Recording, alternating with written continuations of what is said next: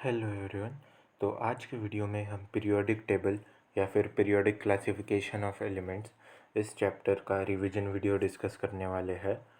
ये JEE Mains JEE advance के लिए काफ़ी इम्पोर्टेंट है और जेई मेंस के लिए तो काफ़ी ज़्यादा इम्पोर्टेंट है। कुछ स्पेसिफिक ट्रेंड्स है, उसे याद कर लीजिए आप, डायरेक्ट आपके पेपर में मार्क्स आ जाते हैं। मैं नाम दे देता हूँ, periodic table. JEE Mains JEE advance के लिए आप से यूज़ कर सकते हैं और इसमें मैं डायरेक्ट ये बताने वाला हूँ कि जो जो चीज़ें आपको याद कर लेनी है। मैं रीजंस वगैरह पे कम फोकस करूँगा। रीजंस वगैरह का जब डिटेल वीडियो आएगा पूरे चैप्टर का, उसमें आप देख सकते हैं। तो शुरुआत करते हैं। पहला टॉपिक जो आपका आता है वो है डोबरनेनर लॉ ऑफ ट्राइड्स।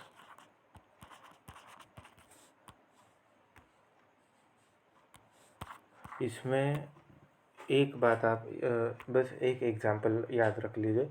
3-3 के ये सीक्वेंस में रहते हैं और इसके मोस्ट प्रोबेबली एग्जांपल ही पूछे। पहली बात तो ये पूछे नहीं जाते और पूछा भी गया तो सिर्फ एग्जांपल पूछ लेते हैं। एग्जांपल 2 दे देता हूँ मैं आपको।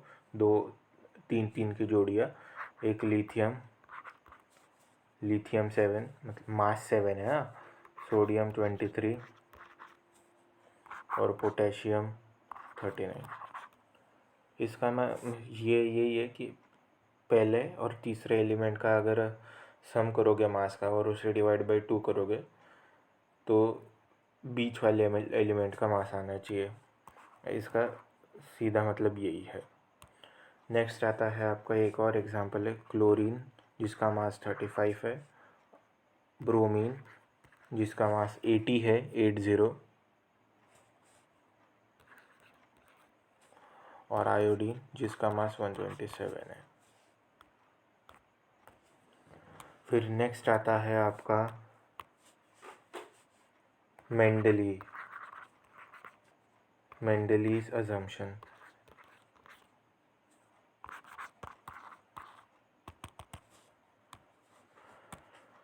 मेंडलीव ऐसा साइंटिस्ट था जिसने पूरा पीरियोडिक टेबल ही एक तरीके से बता दिया था। इसके बारे में आपने 9th में पढ़ा होगा। मैं आपको एक छोटा रिवीजन दे देता हूँ। इसमें भी ज़्यादातर चीज़ें पूछते नहीं हैं, पूछे जाते हैं तो सिर्फ एग्जांपल पूछे जाते हैं। तो पहला है मेंडलीव के पीरियोडिक टेबल में एक टर्म था एका एल्यूमिनियम। तो एका एल्यूमिनियम मतलब आपका रहता है गैलियम।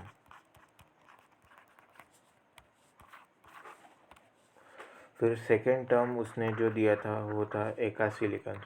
मेंडलीव ने है ना ऐसे जगह छोड़ दिए थे और कहा था कि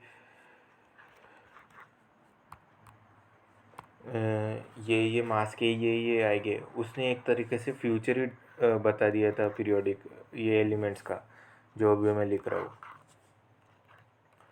जबकि वो टाइम पे वो एलिमेंट डिस्कवर भी नहीं हुए थे। एका सिलिकॉन आपका जर्मेनियम रहता है। फिर नेक्स्ट आता है आपका एका बोरॉन, ये आपका स्कैंडियम रहता है। अगर बीच में कोई स्पेलिंग मिस्टेक हो जाए तो उसे मतलब ये कर लेना, इग्नोर कर देना, क्योंकि मेरे पास अभी प्रॉपर ये नहीं है टैब या फिर ये, इसलिए थोड़ा थोड़ा ये हो सकता है, तो घाई घाई में ये हो सकता है। फिर एक पुराना डाटा रहता है जिससे कभी कभी पेपर में पूछ लिया जाता है। वो पुराने डाटा के हिसाब से मैं आपको बता दूं कि 1A क्या रहता है, 1B क्या रहता है, ये ऐसे ये बता देता हूँ, हेडिंग दे देता हूँ थोड़ा। ओल्ड डाटा, पुराने डाटा के हिसाब से पूछ लिया जाता है। तो पहला आता आपका है 1A। 1A में आपके आ जाते हैं सभी अल्कली मेटल्स। और एग्जाम्पल के लिए आप ले सकते हैं lithium, sodium, potassium, rubidium, caesium, francium.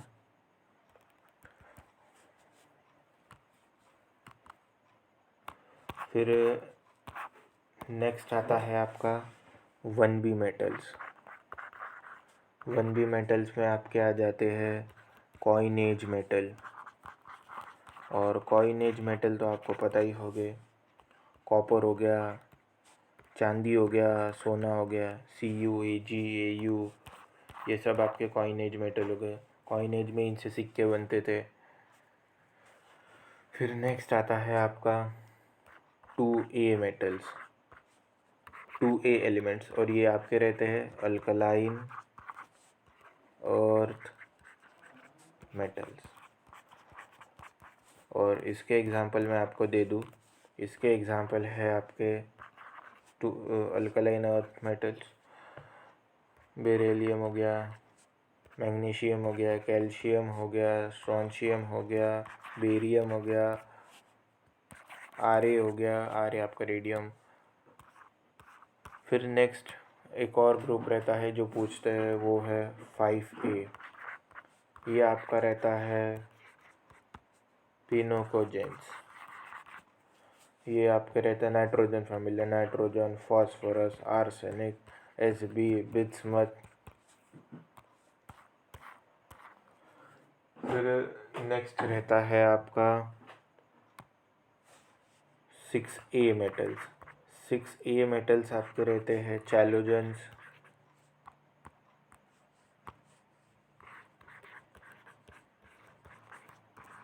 और इनको चैलोजेंस इसलिए बोला जाता है क्योंकि इनसे चॉक बनता है, इसलिए इनको पहले चैलोजेंस कहा था। और ये आपकी ऑक्सीजन फैमिली रहती है, ऑक्सीजन हो गया, सल्फर हो गया, सेरेलियम हो गया, टेरेलियम हो गया, ये आपके चैलोजेंस हो गए। फिर नेक्स्ट आता है आपका 7A। ये हो गए आपके हेलोजेंस, और हेलोजेंस तो पता ही है आपको सबको, फ्लोरीन, क्लोरीन, ब्रोमीन, आयोडीन। फिर नेक्स्ट हो गया आपका 8A। ये आपके नोबल गैस रहते हैं, इनको कुछ लेना देना नहीं रहता। हीलियम हो गया, नियॉन हो गया, आर्गन हो गया, क्रिप्टॉन हो गया, जीनॉन हो गया, रेडॉन हो गया। एकदम शांति से अपनी ज़िंदगी जीते। इसमें से जब आप आगे पढ़ोगे तो आपको जीनॉन के ये मिल जाएंगे, जीनॉन और क्रिप्टॉन तक थोड़े थोड़े रिएक्शन होना चालू हो जाते, पर ये पहले 3 ये तो रिएक्शन ही नहीं करते, काफ़ी सख्त है। फिर नेक्स्ट टॉपिक आपका आ जाता है प्रिडिक्शन ऑफ, लिख देता हूँ मैं। नेक्स्ट टॉपिक आपका आ जाता है प्रिडिक्शन ऑफ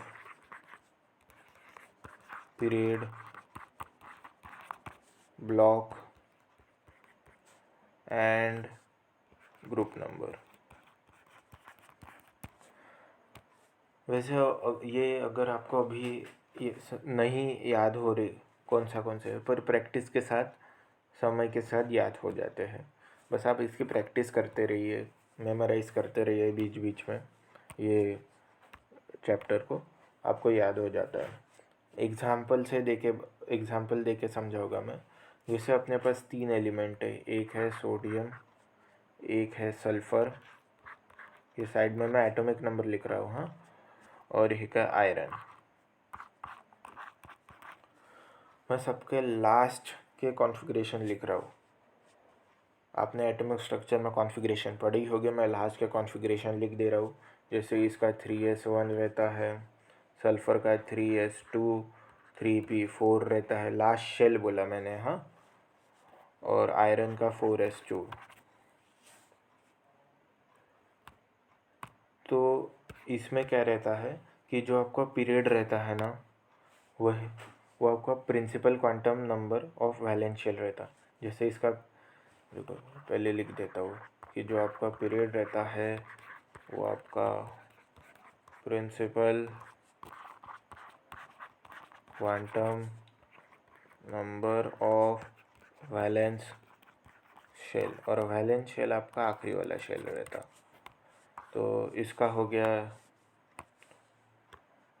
3, इसका भी 3 हो गया क्योंकि 3s2 3p4 और इसका 4 हो गया। फिर ब्लॉक तो आपको याद हो ही जाते हैं, ब्लॉक में इतना कुछ ये नहीं रहता। और फिर से वही एग्जांपल दे देता हूँ मैं आपको, वो 3 इसका, जैसे ये आपका सोडियम हो गया, ये आपका सल्फ़र हो गया और ये आपका आयरन हो गया। इस बार मैं एटॉमिक नंबर नहीं लिख रहा। ये 3s1, ये 3s2 3p4 और ये हो गया आपका 4s2। तो इसमें अगर आप देखोगे तो पीरियड हो जाएगा इसमें 3। और आपको अगर ब्लॉक याद रखना है तो जो आपके लास्ट इलेक्ट्रॉन जिसमें गए हैं वो उस हिसाब से ब्लॉक ही हो जाते हैं। इसका पीरियड 3, इसका पीरियड 3 और इसका पीरियड 4। इसका ब्लॉक देखोगे तो वैलेंस शेल एस इसमें है। जितने भी फर्स्ट मतलब पहले 2 ये रहते हैं 1a 2a, इनके लास्ट वाले ही जिस इसमें इलेक्ट्रॉन जाता है उसी इसमें ब्लॉक भी हो जाता है। जैसे ये हो जाएगा एस ब्लॉक, ये पी ब्लॉक। डी ब्लॉक के आपको अलग से याद ही करने पड़ते हैं, तो वो याद हो जाता है समय के साथ कि कौन डी ब्लॉक के एलिमेंट है, कौन कौन से ब्लॉक का एलिमेंट है।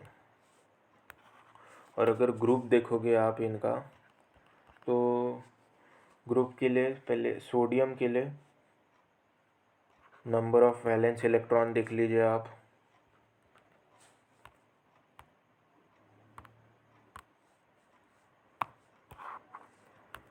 जगह थोड़ी कम पड़ रही है। नंबर ऑफ वैलेंस इलेक्ट्रॉन मतलब फर्स्ट ग्रुप, यहाँ पे नंबर ऑफ वैलेंस इलेक्ट्रॉन +10।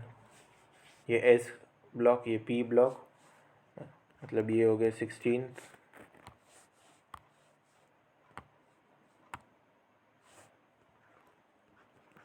और ये डी ब्लॉक के लिए आप देखोगे तो डी ब्लॉक के लिए एक फॉर्मूला रहता है, जैसे n-1, n आपका वो ये हो गया, ये 4 वैलेंस शेल आखिरी टाइम्स d प्लस ns, तो ये 2 + 6 आपके 8 आ जाते हैं। ऐसे कैलकुलेट करना रहता है। पर अगर आपको ये ट्रिक समझी नहीं हो या फिर नहीं हो, कुछ समझ नहीं आया, तो समय के साथ जैसे जैसे आप प्रैक्टिस करते हो आपको ये याद हो जाता है। एक बात नोट कर लीजिए आप कि मान लीजिए कोई F ब्लॉक का एलिमेंट आ गया आपके पास, तो उसका ग्रुप हमेशा थर्ड ग्रुप ही रहता है।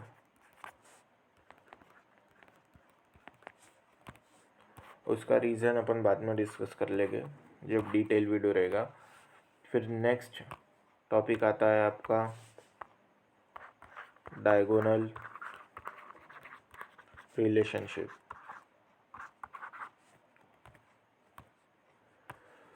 तो इसमें ज़्यादा कुछ ये रहता नहीं है, मैं आपको डायरेक्टली एग्जांपल दे देता हूँ। तो जैसे मैंने यहाँ पे एलिमेंट्स का कुछ ये लिखा, जैसे ये लिथियम, ये सोडियम, ये बेरिलियम, ये मैग्नीशियम, ये बोरॉन, ये एल्यूमिनियम, ये कार्बन, ये सिलिकॉन, ये नाइट्रोजन, ये फॉस्फोरस। इसमें आप कहोगे कि मैंने बीच में कहे तो छोड़ दिए, सीधा कार्बन मतलब बेरियम और बोरॉन के बीच में तो बहुत सारे हैं, तो मैं सेकंड इसकी बात कर रहा हूँ ना ग्रुप की, इसलिए। तो यहाँ पे आप देखोगे तो ऐसा रहता है, लिथियम डायगोनल रिलेशनशिप करेगा मैग्नीशियम के साथ, बेरियम आपका करेगा एल्यूमिनियम के साथ, बोरॉन करेगा आपका सिलिकॉन के साथ। ऐसे डायगोनल रिलेशनशिप करते जाते हैं ये। और डायगोनल रिलेशनशिप का इनको क्या फ़ायदा होता है, मतलब क्या प्रॉपर्टीज़ रहती है पहली प्रॉपर्टी तो ये रहती है कि साइज़ जो रहता है ना आपका वो नियरली सेम रहता है, साइज़ नियरली सेम।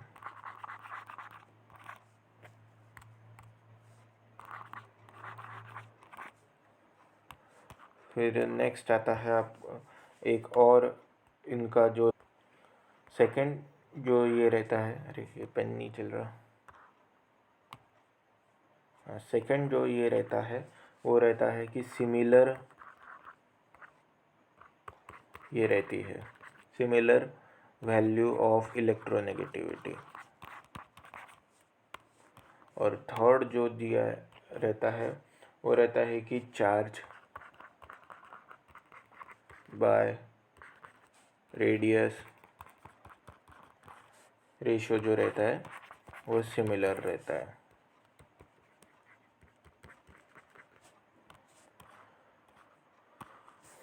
फिर नेक्स्ट आता है रिप्रेजेंटिव एलिमेंट्स किसे कहते हैं। वैसे ये पूछते नहीं है, कभी कभी परेशान करने के लिए पूछ लेते हैं। रिप्रेजेंटेटिव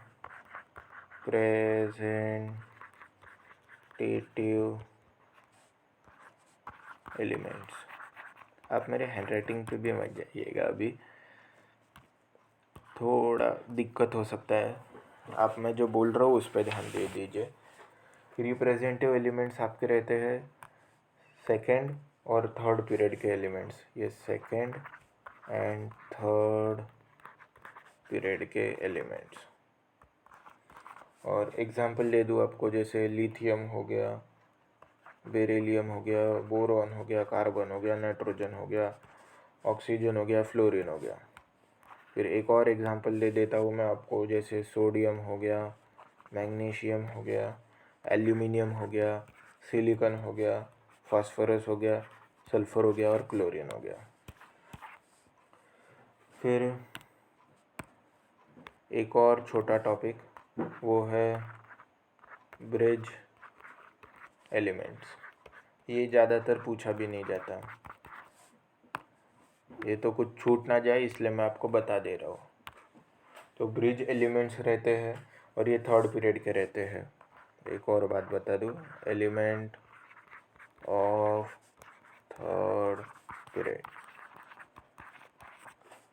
एग्जाम्पल के लिए थोड़ा स्क्रीन ऊपर कर लेता हूँ। ये लिथियम हो गया, ये सोडियम और जगह लगेगी,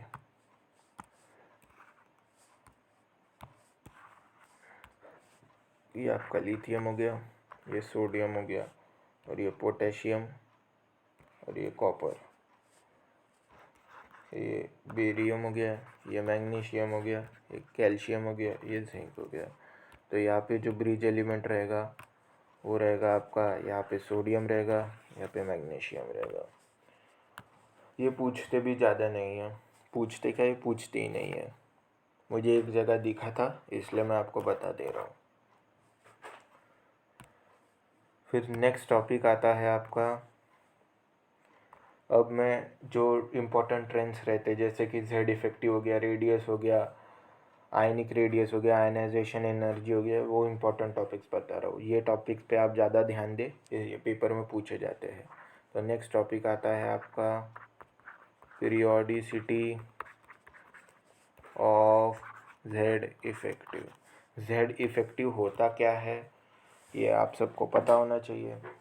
न्यूक्लियस कितना खींचता है इलेक्ट्रॉन को, जितना दूर जाते जाओगे न्यूक्लियस से उतना जेड इफेक्टिव कम होते जाएगा।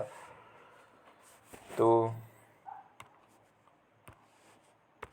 अगर आप किसी ग्रुप में टॉप से बॉटम जाओगे, ग्रुप में अगर टॉप से बॉटम जाओगे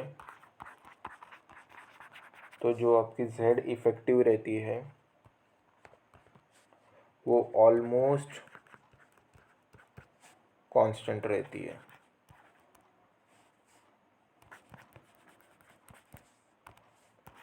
फिर सेकंड आता है आपका पीरियड में।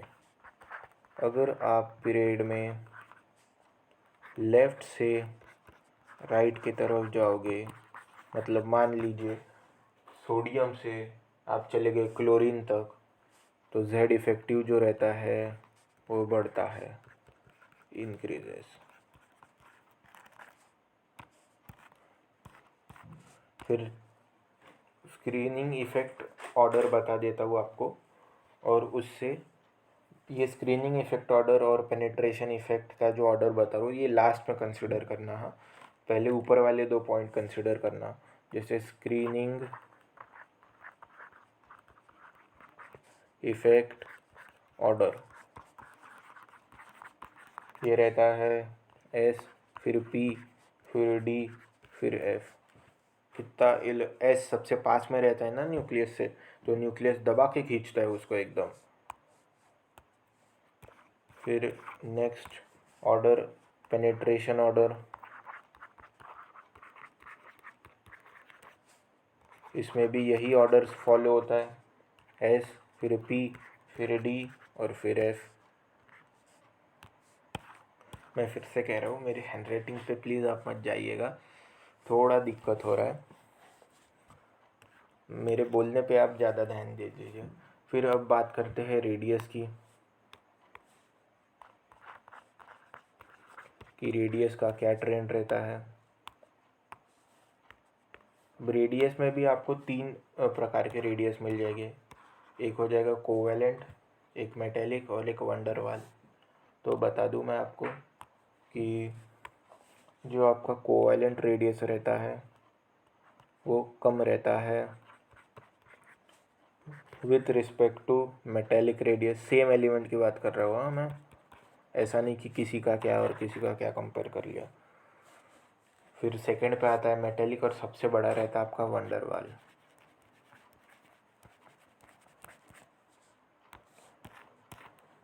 अब देखते हैं कि पीरियोडिसिटी क्या है।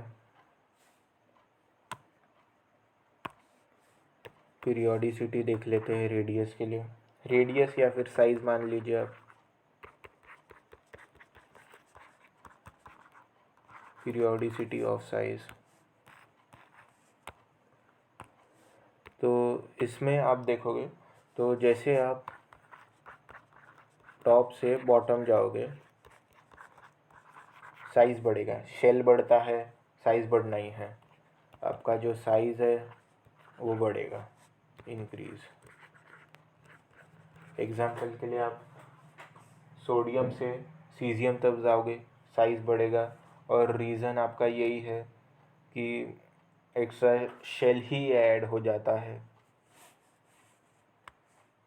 फिर सेकंड जो एक और है कि अगर आप लेफ़्ट से राइट में अगर आप जाओगे तो साइज़ घटेगा, साइज़ जो है आपका घटेगा। और इसका रीज़न है कि जैसे जैसे आप लेफ़्ट से राइट जाओगे न्यूक्लियर चार्ज बढ़ेगा, न्यूक्लियर और तेज़ी से अट्रैक्ट करेगा। और ब्रैकेट में मैं रीज़न लिख देता हूँ, रीज़न है न्यूक्लियर चार्ज इंक्रीजेस। फिर कुछ एग्जांपल दे देता हूँ मैं। एग्जांपल है, जस्ट एक मिनट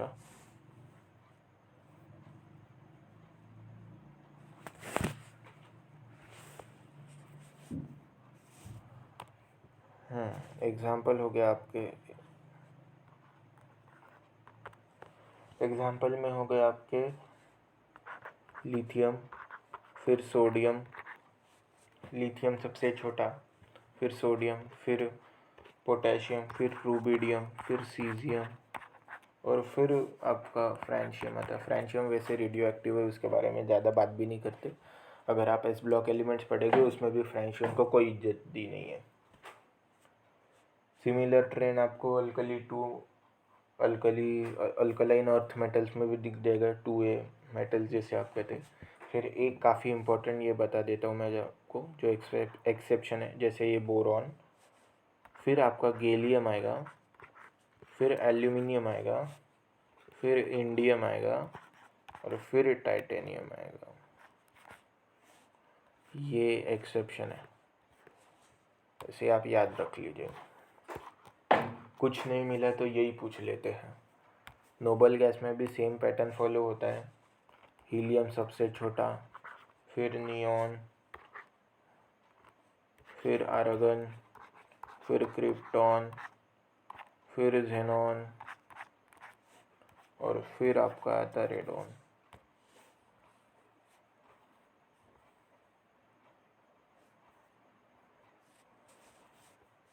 फिर कुछ एक्सेप्शंस मैं आपको बता देता हूँ।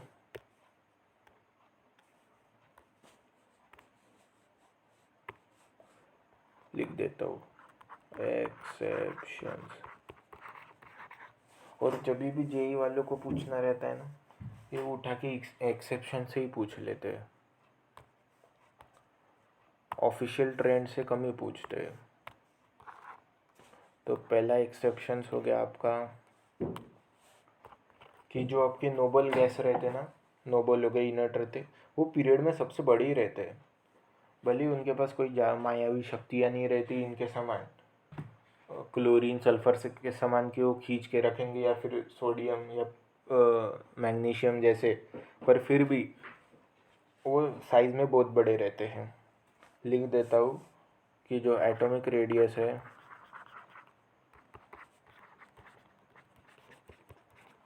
इनर्ट गैस का, वो पीरियड में लार्जेस्ट रहता है।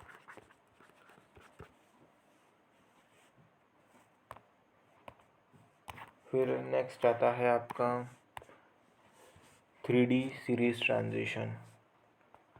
ये ऐसा एक्सेप्शन है जिसे पूछे बिना जेई की रात ख़त्म नहीं होती। ये पूछते ही पूछते हैं। इसका एक ऑर्डर मैं बता देता हूँ आपको। पहले तो सभी एलिमेंट्स लिख लेते हैं, ये Sc, ये Ti, ये V, ये क्रोमियम, ये Mn, ये आयरन, ये कोबाल्ट, ये निकल, ये कॉपर और ये जिंक। तो आप पेन थोड़ा चेंज कर लेता हूँ,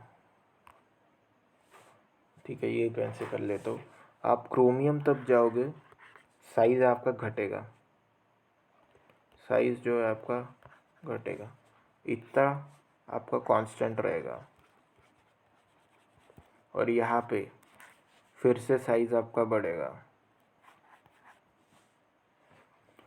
और डाटा मैं आपको बता देता हूँ थोड़ा थोड़ा, जिससे आपको आसानी होगी कि स्कैंडियम का जो शुरुआत होता है वो 1.44 पे होता है, एमस्ट्रॉन्ग 1.44 एमस्ट्रॉन्ग पे, और क्रोमियम का 1.18 पे ये होता है। फिर मैग्नीशियम और आयरन का 1.17 पे रहता है, और कोबाल्ट का 1.16 से शुरू होता है। फिर ये डाटा वैसे आपका काम का नहीं इतना, पर बस याद रख लीजिए आप।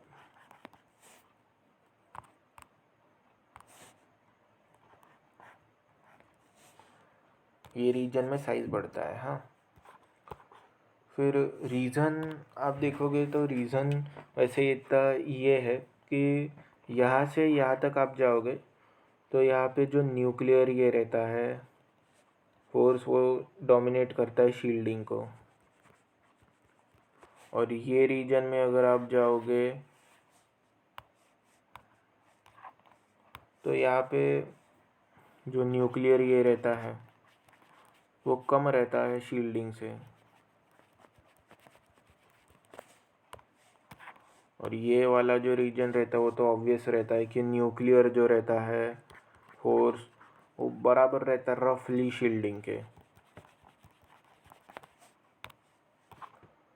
फिर कुछ एक और एक्सेप्शंस रहते हैं जो डायरेक्ट पूछ लेते हैं, और इसका रीज़न वही रहता है कि ट्रांजैक्शन सीरीज़ या फिर ये हो जाते हैं, कॉन्ट्रैक्शंस हो जाते हैं बीच में।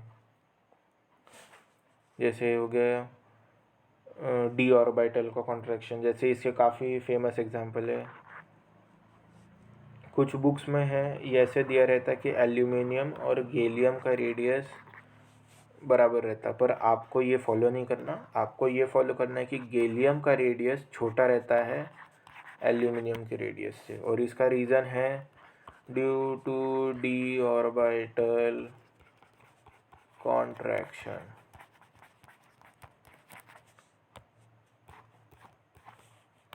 आज हैंडराइटिंग कुछ ज़्यादा ही गंदी आ रही है। फिर फोर्थ वाला ये रहता है, पॉइंट है जो मैं आपको बता देता हूँ कि जो 3D सीरीज़ का रेडियस रहता है वो छोटा रहता है 4D सीरीज़ से, और 4D और 5D रफली बराबर रहते हैं। एग्ज़ाम्पल दे देता हूँ मैं आपको। ये एग्ज़ाम्पल तो आप याद ही करके चले जाए, पूछता ही पूछता है। जैसे ZR का जो रेडियस है वो रफली HF के रेडियस के बराबर है। HF आपका हाफ नियम रहता है। जो NB का रेडियस रहता है वो रफली आपका TA के बराबर रहता है। ये जो बता रहा हूँ मैं, ये पूछते ही पूछते हैं। फिर सोना चांदी रफली बराबर, फिर MO मोलोडियम और टंगस्टन रफली बराबर रहते हैं। फिर जो आपका पैलेडियम रहता है वो रफली आपके प्लेटिनियम के बराबर रहता है। PT उल्टा लिख दिया मैंने, इसका PD और इसका PT। ये सब आप याद रख लीजिए। ये अभी जो भी मैंने बताया, ये यहाँ से लेके ये यहाँ तक पूछ ही लेते हैं ये। फिर से बता दूँ आपको, एक एल्यूमिनियम बड़ा रहता गैलियम से, रीज़न देना डी ऑर्बिटल कॉन्ट्रैक्शन। फिर ऐसे सिमिलर कॉन्ट्रैक्शन रहते हैं, लैंथेनाइड हो गया, एक्टिनाइड हो गया, उसके कारण होता है। ZR आपका HF के बराबर रहता है, NB TA के बराबर रहता है, सोना चांदी बराबर AgAu, MO टंगस्टन के बराबर रहता है, PD PT बराबर रहते हैं। आप ऐसे याद रख सकते हैं।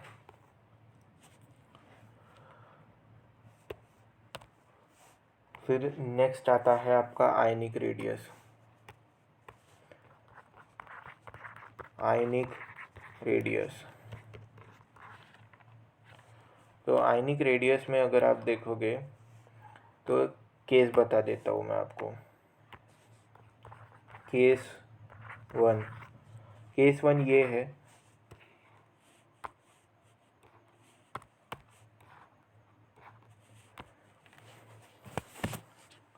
केस 1 में आप ऐसे ये लीजिए कि एक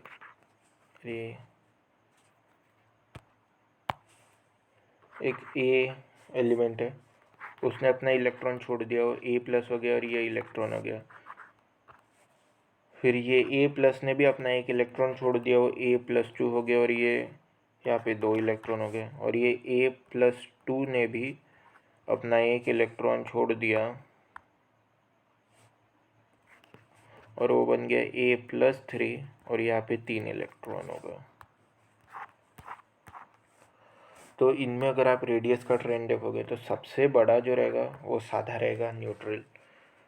फिर जिसने अपना एक इलेक्ट्रॉन खोया है, फिर जिसने अपने 2 इलेक्ट्रॉन खोए, और सबसे छोटा साइज रहेगा जिसने अपने 3 इलेक्ट्रॉन खोए हैं। जैसे जैसे आप पॉजिटिव चार्ज बढ़ाओगे ये होगा, और इसका रीज़न है Z इफेक्टिव जो रहता है ना आपका, वो बढ़ जाता है। जितने कम इलेक्ट्रॉन होंगे न्यूक्लियस और ज़ोर से खींचने लगता है उसे। फिर एक केस 2 ले लीजिए आप, ये केस 2 ले लीजिए, ये भी सिमिलर है। एक B एलिमेंट है, एक इलेक्ट्रॉन खिला दिया अपन ने उसे, वो B- हो गया।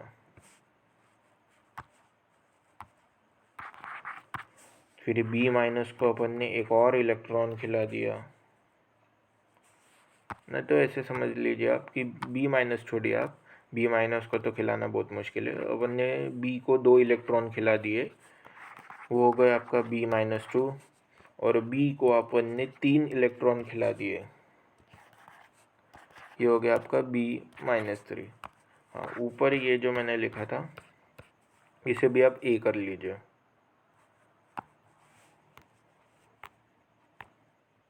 इसे मिटा दीजिए, डायरेक्ट A से ही कर लीजिए आप। तो B को 1 इलेक्ट्रॉन खिलाया, B-2 इलेक्ट्रॉन खिलाए, B-2 और 3 इलेक्ट्रॉन खिलाए B-3। तो इसमें जो साइज़ का जो पैटर्न रहेगा आपका वो ऐसे रहेगा कि जिसे इलेक्ट्रॉन ज़्यादा खिलाया है उसका साइज़ बहुत ज़्यादा रहेगा। जैसे जितना नेगेटिव चार्ज उतना रेडियस बड़ा। जैसे, और इसका रीज़न ये है, इलेक्ट्रॉन बढ़ते जा रहे हैं, न्यूक्लियस की पकड़ छूटती जा रही है थोड़ी थोड़ी थोड़ी। और ये जो अभी मैंने बताया, आप इसे आइसो इलेक्ट्रॉनिक स्पीशीज़ में यूज़ कर सकते हैं, आइसो इलेक्ट्रॉनिक स्पीशीज़ के लिए। एग्जांपल दे दूँ, जैसे अगर आपने एल्यूमिनियम +3 का रेडियस लिया, वो छोटा रहेगा मैग्नीशियम के +2 से। मैग्नीशियम का +2 छोटा रहेगा आपके सोडियम के +2 से। सोडियम का छोटा रहेगा आपका फ्लोरीन के रेडियस, फ्लोरीन के -1 से। फ्लोरीन आपका छोटा रहेगा ऑक्सीजन के -2 से, और ऑक्सीजन छोटा रहेगा आपका नाइट्रोजन 3- से। सबसे बड़ा रहेगा नाइट्रोजन 3-, और सबसे बड़ा रहेगा नाइट्रोजन 3-। सबसे छोटा रहेगा एल्यूमिनियम +3। और आप इलेक्ट्रॉन देखोगे सब में इलेक्ट्रॉन सेम है, 10 इलेक्ट्रॉन है सब में। फिर नेक्स्ट आता है आपका आयनाइजेशन एंथैल्पी। नेक्स्ट आता है आपका आयनाइजेशन एनर्जी या फिर आयनाइजेशन एंथैल्पी। IE, ये हो गया आपका आयोनाइजेशन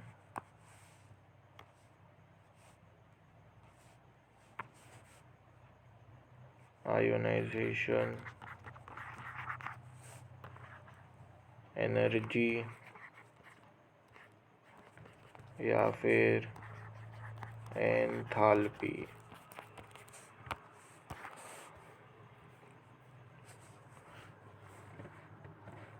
तो थोड़ा साइज बड़ा कर लेता हूँ।